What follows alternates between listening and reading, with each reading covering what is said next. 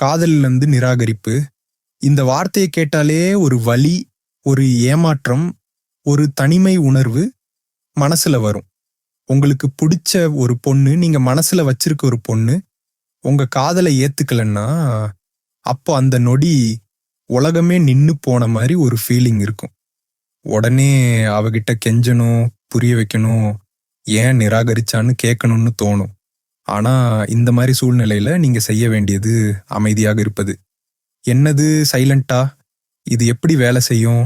இன்னும் யோசிக்கிறீங்களா? நான் சொல்றேன் கேளுங்க. முதல்ல நீங்க அவளை நிராகரிச்ச பிறகு அவகிட்ட போய் கெஞ்சறப்போ, பேசுறப்போ உங்களுக்குள்ள இருக்கிற வலி, உங்க மதிப்பு எல்லாத்தையும் குறைச்சிக்கிறீங்க. அது அவளுக்கு மேலும் உங்களை அவாய்ட் பண்ண ஒரு வாய்ப்பை கொடுக்கும்.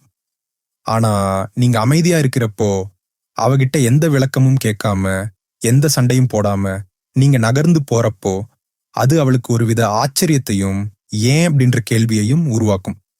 என்ன இவன் இப்படி இருக்கான், நான் நிராகரிச்சும் ஒன்னும் சொல்லாம போறானே, இன்னும் அவளுக்குள்ள ஒரு சிந்தனை உருவாகும். இதுதான் நம்ம முதல் படி. ஒருத்தர் நம்ம நிராகரிக்கும் போது நம்மளோட ஈகோ பாதிக்கப்படுது. அதே போல ஒருத்தரை நிராகரிக்கிறப்ப எதிர்பக்கம் என்ன ரியாக்ஷன் வரும்னு நிராகரிச்சவங்களும் எதிர்பார்ப்பாங்க. ஆனா அங்க ஒரு சைலண்ட் நிலவும் போது அவங்களுக்குள்ள ஒரு வெற்றிடம் உருவாகும். பயம். அவளை நிராகரித்த பிறகு நீங்கள் எந்த எதிர்வினையும் காட்டாத போது நீங்கள் அவளை பற்றி கவலைப்படவில்லை என்ற எண்ணம் அவளுக்கு உருவாகலாம். இது அவளுக்கு ஒருவித பயத்தை ஏற்படுத்தும். குழப்பம். இவன் ஏன் இப்படி சைலண்டா இருக்கான்? நான் பண்ணது தப்பா? இந்த மாதிரி கேள்விகள் அவளுக்குள் எழும். இது அவளை குழப்பத்தில் ஆழ்த்தும். மறுமதிப்பீடு. உங்கள் சைலண்ட் உங்களை மீண்டும் ஒருமுறை மதிப்பீடு செய்ய அவளை தூண்டும். உங்களுடைய பொறுமை, தன்னம்பிக்கை அவளுக்கு புலப்படும். நினைவில் கொள்ளுங்கள், ஒரு பெண் உங்களை நிராகரிக்கும் போது அவள் உங்களை முழுவதுமாக புரிந்து கொண்டாள் என்று அர்த்தமல்ல. உங்கள் சைலண்ட் அவளுக்கு உங்களை பற்றி மேலும் அறியும் வாய்ப்பை வழங்குகிறது. அடுத்து என்ன செய்வது? சரி, சைலண்டா இருந்துட்டோம், அடுத்து என்ன? இப்போதான் உண்மையான வேலை ஆரம்பிக்குது. உங்களை மேம்படுத்துங்கள். இந்த நேரத்தை உங்களுக்காக பயன்படுத்துங்கள். உங்கள் இலக்குகளை நோக்கி செயல்படுங்கள். உடற்பயிற்சி செய்யுங்கள். புதிய விஷயங்களை கற்றுக்கொள்ளுங்கள். உங்கள் தொழில் அல்லது படிப்பில் கவனம் செலுத்துங்கள். உங்கள் தன்னம்பிக்கையை வளர்த்துக் கொள்ளுங்கள். சமூக வலைத்தளங்களில் கவனம்.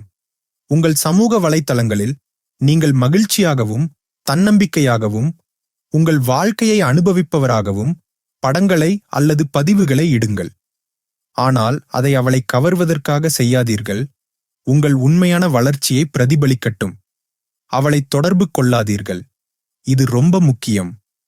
அவள் உங்களை தொடர்பு கொள்ளும் வரை அவளை தொடர்பு கொள்ளாதீர்கள். அவளுடைய பதிவுகளை லைக் செய்வது, கமெண்ட் செய்வது போன்றவற்றை தவிர்க்கவும். சுயமரியாதை. உங்கள் சுயமரியாதையை ஒருபோதும் இழக்காதீர்கள். அவள் உங்களை தேடி வரும்போது நீங்கள் ஒரு நல்ல நிலையில் இருக்க வேண்டும். ஒரு சிலர் கேட்பீங்க, நான் சைலண்டா இருந்தா அவ அப்படியே மறந்துட்டு போயிருவாளா? இந்த அணுகுமுறை எல்லோருக்கும் எல்லா சூழ்நிலையிலும் 100% வேலை செய்யும்னு சொல்ல முடியாது. சில சமயம் அவளை உங்க வாழ்க்கைக்கு மீண்டும் கொண்டு வரலாம். சில சமயம் நீங்க அவளை தாண்டி புதிய வாழ்க்கையை தேடி போறதுக்கு இது ஒரு வழியாக அமையலாம். முக்கியமா இந்த அணுகுமுறை நீங்க விரும்புற ரிசல்ட்டை கொடுக்குதோ இல்லையோ, உங்களுக்கு நீங்களே ஒரு மரியாதையை உருவாக்கும். உங்களோட மன அமைதியை மேம்படுத்தும். நிராகரிப்பு வலிமையானதுதான். ஆனால் அதை எப்படி கையாள்கிறோம் என்பதில்தான் நம் பலம் இருக்கு. உங்கள் சைலண்ட் என்பது பலவீனம் அல்ல. அது உங்கள் தன்னம்பிக்கை, சுயமரியாதை மற்றும் வலிமையின் வெளிப்பாடு. உங்கள் வாழ்க்கையில் உங்கள் இலக்குகளை நோக்கிச் செல்லுங்கள். ஒரு நாள் அவளே உங்களை தேடி வருவாள். அப்படி இல்லாவிட்டாலும் நீங்கள் ஒரு சிறந்த மனிதராக உருவாகி இருப்பீர்கள். இந்த வீடியோ உங்களுக்கு பயனுள்ளதாக இருக்கும்னு நம்புறேன். இந்த வீடியோ பத்தி உங்க கருத்துக்களை கமெண்ட் செக்ஷன்ல சொல்லுங்க. மறக்காம நம்ம சேனலை சப்ஸ்கிரைப் பண்ணுங்க. உங்க நண்பர்களோட ஷேர் பண்ணுங்க. அடுத்த வீடியோவில் சந்திப்போம். நன்றி.